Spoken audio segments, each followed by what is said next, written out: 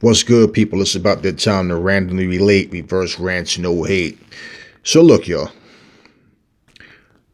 I just did a video answering some questions in regards to, the Tyson Fury Deontay Wilder situation. Okay, and I'm going to start off with what I said, and I'm going to go into something else with it, okay? And basically, I was asked questions about, Fury. And one of the questions I was asked was, why is it so hard to believe that Fury didn't cheat?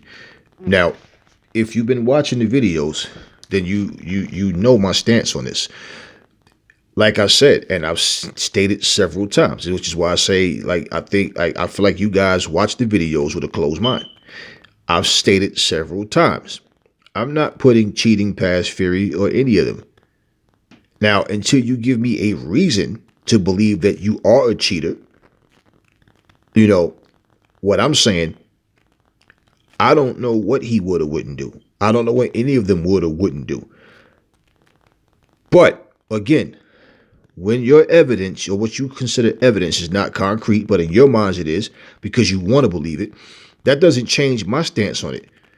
So my whole thing was, okay, you claim you have proof, so show the proof. You're saying you have it, let's see it. And if you're saying you have it and you can't produce it, then what does it look like you're doing? Because to me, it looked like you're just straight up making claims that you can't prove. It's like when you tell somebody something, somebody would tell you something and then say, I swear to God, I swear to God, you can even ask such and such. No, you ain't got to do all of that. If you're telling the truth, that person that does that is usually because they have a history of lying and people don't believe what they say. So they feel like if they bring somebody else's name into it, especially somebody who's credible, that they feel like, well, he'll believe him. Otherwise, no. Or maybe you're just a person that don't believe shit that people say. But I don't need to do all of that for someone to believe something that I'm saying. Look, common sense. I'm not in the dressing room with these guys. I'm not sitting next to them at ringside talking fight strategy and who did what. Nobody's telling me, yo, I'm going to put an egg weight in my glove. No. What I'm listening to is what these guys are saying. Okay. When people speak with such conviction, it doesn't mean they're telling the truth.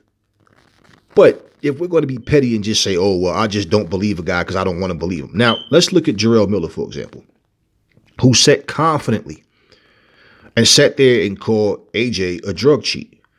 Talked about how AJ doesn't get drug tested. They give him a free pass. AJ this, AJ that. I don't like him. And all this stuff he was saying and calling him, all this shit talking about the man's mother and all of this shit went on Sway in the morning, talk show and called the man a drug cheat and all that. And then guess who gets popped dirty? And what is he blamed it on now? Sex pills. The man's shit ain't working, so he had to, get some shit in the system. And basically, if you was to go back to look at his interviews, see, because people forget things a lot of times, and then they don't go back and look at what was said. If you watch those videos, look at how calm and confident and cocky he was about everything. Like, just talking what AJ is and what AJ isn't. But then guess who gets popped dirty? So guess what? That makes you know, damn, he's speaking like he's completely against what AJ did. Like AJ's a cheat, he's a fraud, and he's against it. And look at what he just did. So now doesn't that make you look at Jarrell Miller now, and not once but twice? So what is Jarrell Miller going to tell you that you're going to believe? Now let's just say in the future he cleaned his act up. You're still going to remember this, right? And this is what people do a lot of times. So just like them saying Fury was a dirty fighter, what I basically started out the video talking about was, where was all of these concerns initially? If Fury was dirty, because what was said was, we already know, everybody knows about Fury. He has mob ties, Fury's a rotten, nasty person, Fury this, and we always knew about Fury. We heard about so where was the concern then? And why is everybody so shocked if that's the case? Especially when Deontay Wilder himself said, he wouldn't fight Ortiz because Ortiz was dirty. And then he fought Ortiz twice. What Fury is accused of is far beyond enhancement drugs as well. I mean, that's that alone. You can wind up, killing somebody because you're on some shit and they're getting tired and you're not. You got shit in your system and So that can happen. But we're talking about, I mean, these people, let's remember something, y'all. They're not accusing Tyson Fury of having a glove that was worn or just was made with very little padding. They said he removed the padding from the glove. That okay? Tyson or somebody on somebody, okay, that he's affiliated with, ripped the padding out of the glove. That's criminal shit. Okay? As well, that's criminal shit. Then they said he had an egg weight in the glove. The floppy glove shit is like, bro, come on, man. How does that help you putting your hand halfway in the fucking glove where you can't generate any power? And like I said, if that's the case, then Deontay Wilder literally got beat by a one-handed man. Okay? Literally. Because you can't get any power, and that doesn't benefit Fury one fucking bit. All right. That's where that conversation went. And that's what I'm going to leave it at with that. I talked about the heavyweight landscape. Now, let's focus on something. Okay, and people don't understand. This is not about picking on Deontay or any fighter. First off, this is about looking at what's going on, and let's look. We're making sense out of possibilities.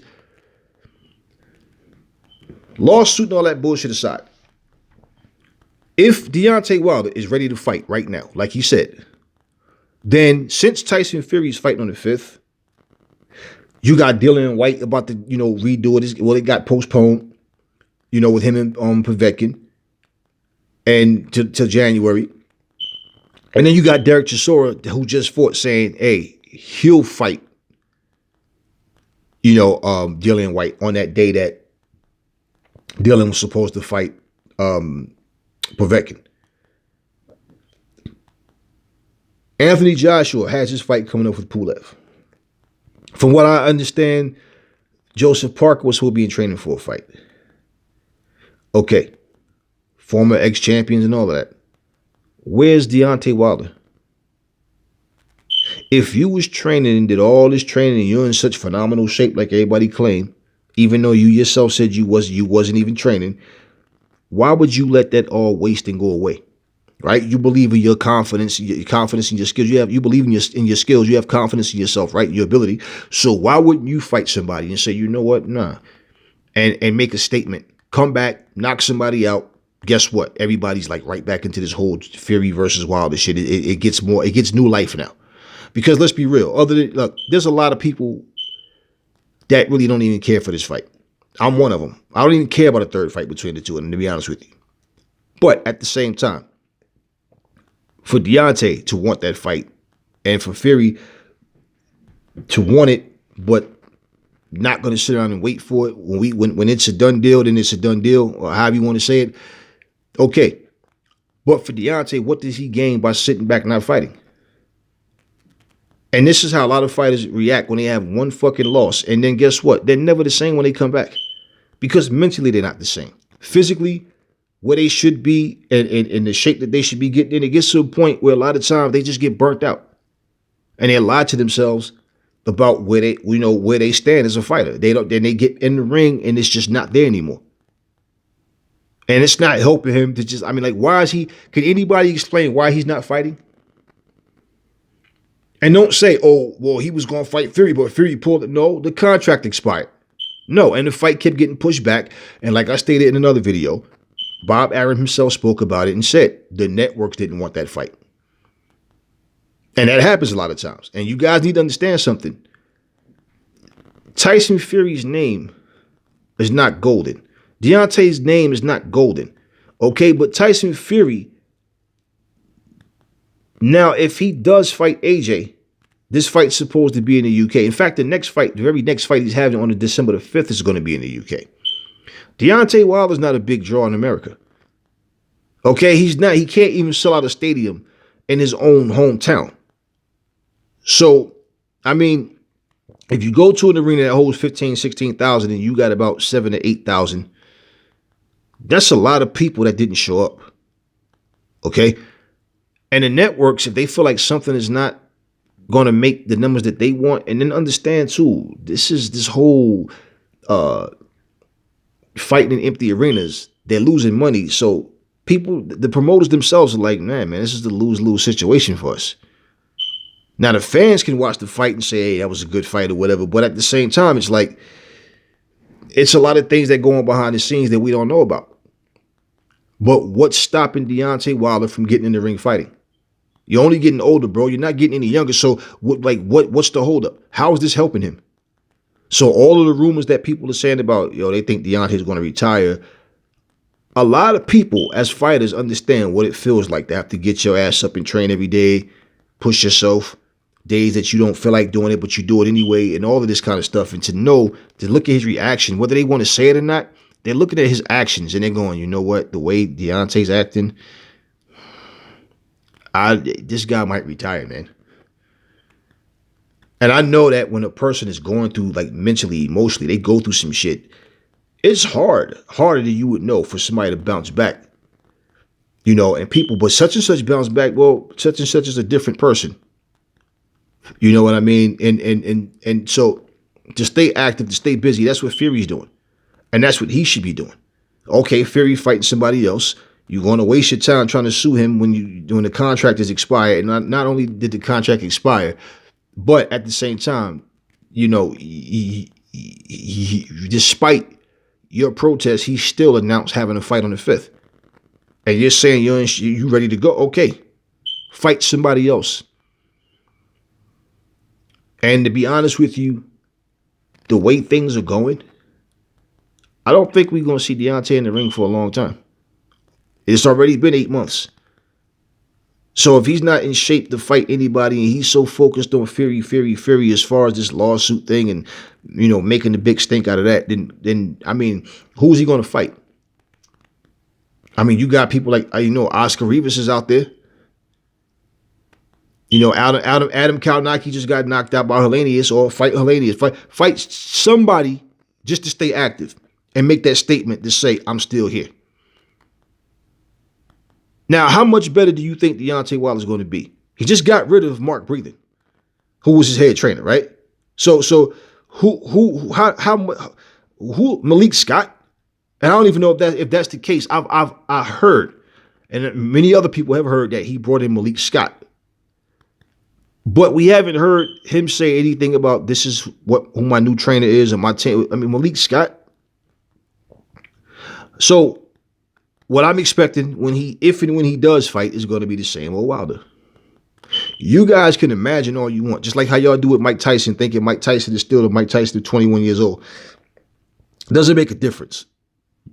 He needs to be active. He needs to get these fights in. He needs to just get his mind set into boxing. Get off of this whole I'm a victim mindset and get into boxing. That's what he needs to do. But you know what? He's his own man. Just like I'm my own man. To each his own. So if he feels that not fighting and sitting around doing videos on 7-8 Sports and running around worrying about, trying to play trying to pretty much create the pity party. If that's the case, then I mean, you can baby him all you want and you can act like, the world is against him, because that's basically how he sounds. Like, the reason I lost because everybody was against me. Brandon Schwab, the ex-MMA fighter. I was watching one of his shows, right? And I started thinking, I remember back when AJ lost to Andy Ruiz. And what was so funny is how Deontay decided he wanted to do an interview with Brandon Schwab. And they sat there, talked about how AJ was overrated and all kinds of shit and all that. And like they were buddies. And Deontay sat there through the majority of the interview smiling the whole time he was talking and happy as fuck that people were somebody was bashing AJ and, praising him. Brendan Schwab just did a video the other day. He's like, man, he's disgusted with Wilder, man. Like, these excuses, man.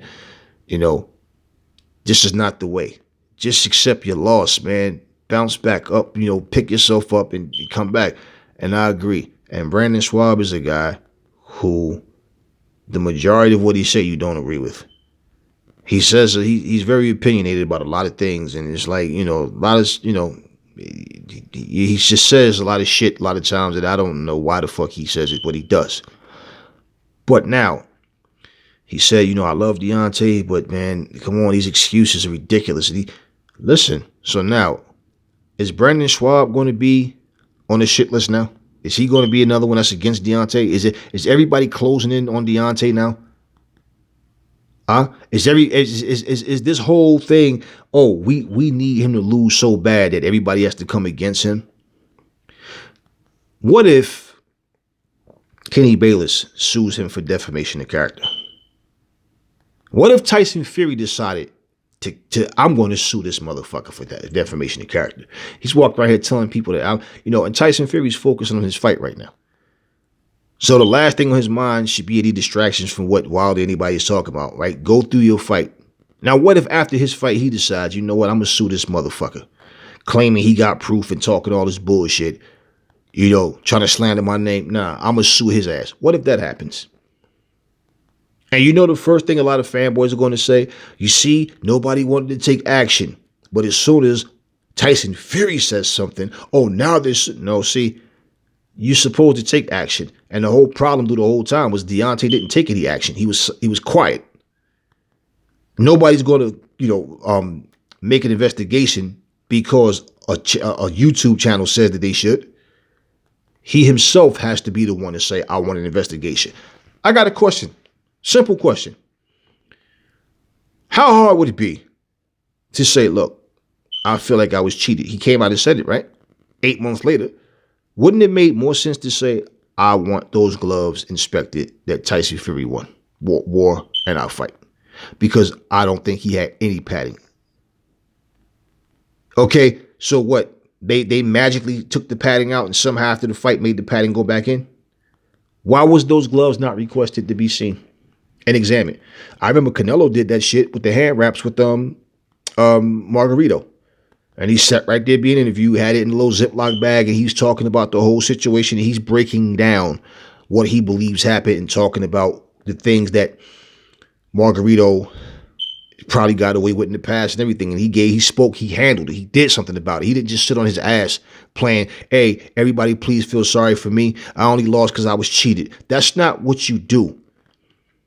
So pretty much I'm sitting there and I'm thinking, well, he never requested for the gloves. He never requested for an investigation. And they can't deny him and turn him down and tell him no. He clearly never asked for it. So how do you end up waiting 8 months to come out and say something that you should have said, as far as, in my opinion, during that fucking fight? Because like I've said, there's no way you can tell me you're getting hit with bare knuckle under a fucking leather glove and you don't know the difference. There's no way. And if you feel like you got a hit with a fucking egg weight, can you imagine right then? Because at the end, when they take the gloves off, the commission take the gloves and examine the gloves right there in the ring, right? Y'all know that, right? So either the egg weight would have had to been in his wraps, which would have been seen. Okay, somebody would have spotted that shit. Or they would have either fell out the glove. No, but I guess somehow he has magical powers to just have the egg weight, somehow nope, it's just going to stay in the glove somehow. I mean, come on, man, stop. These foolish excuses.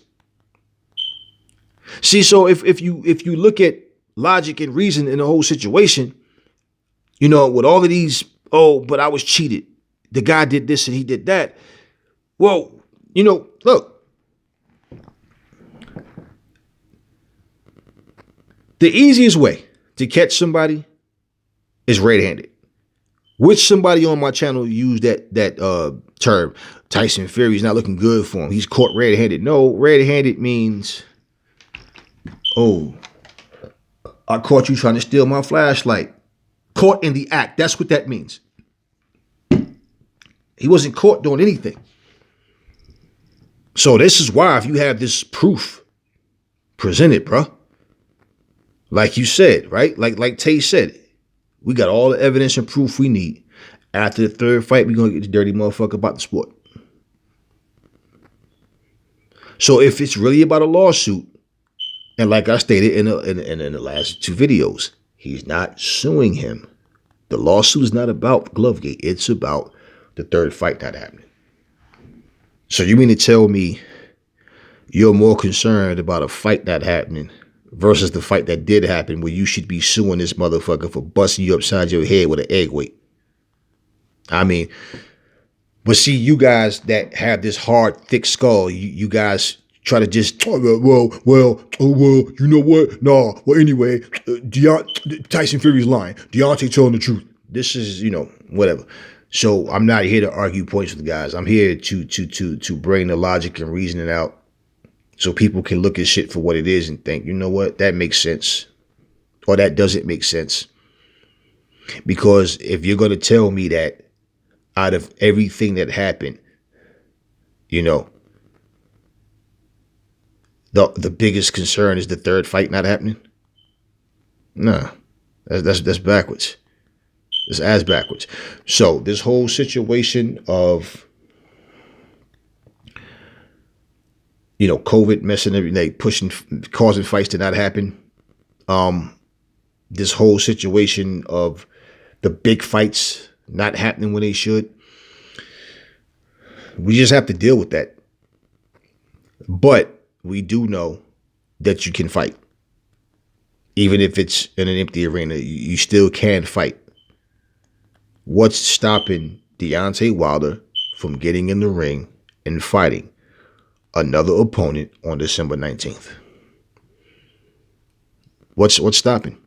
Now, people say, yeah, but, it was that day was booked for the two of them, and they have, because Fury pulled it. No, bullshit. He can find an opponent. He can say, I'm fighting on the 19th. They will make that fight happen. They will make a fight happen.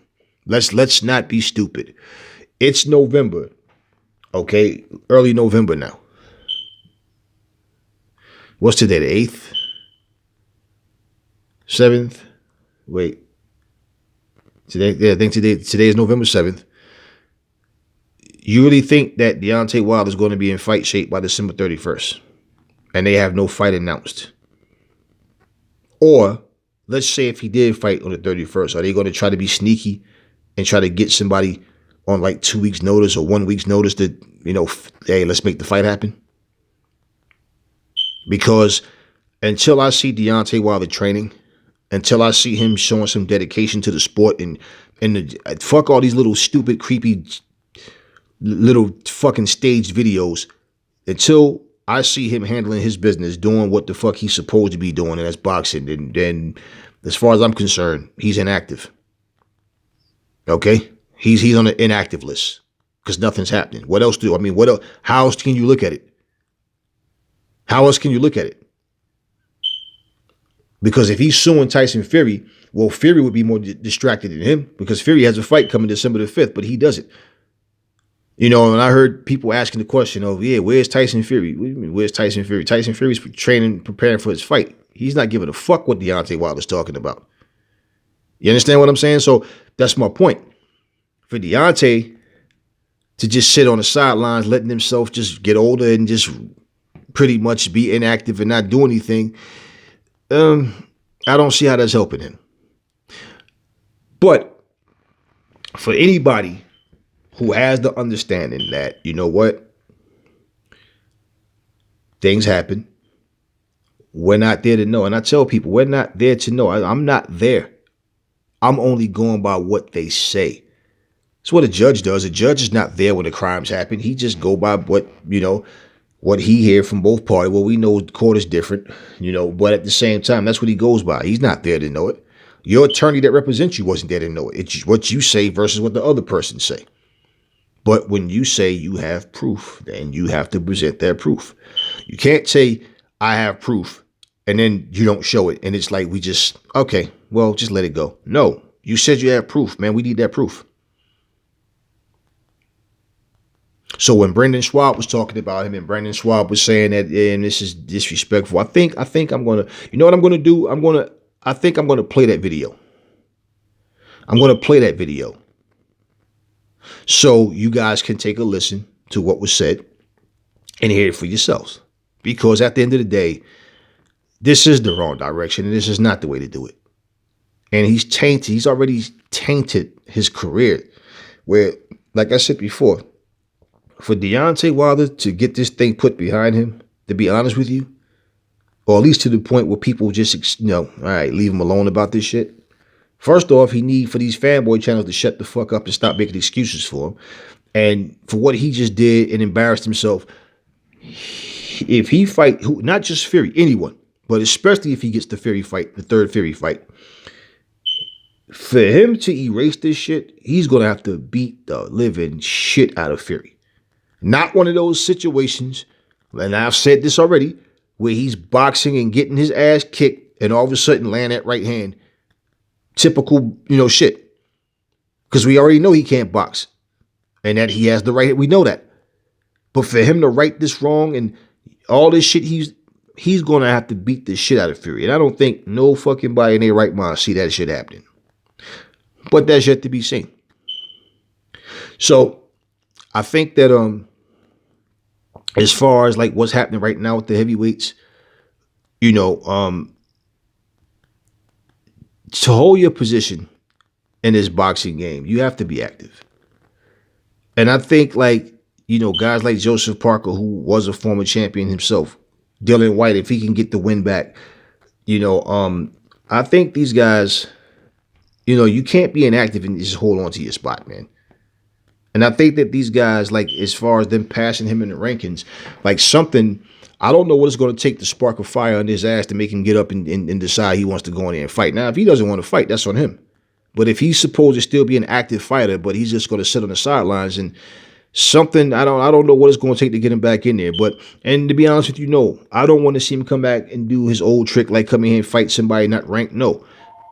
At least fight an Oscar Rivas or Adam Kalnaki, at least. At least fight somebody that we know. Not just some meatball that we don't know who this person is and all of a sudden it's like you're fighting them, no. Look, y'all. That's all I'm going to say in this video. Never fall in love with lies. Remember, the truth brings hate out of people, and I will catch y'all on the next video.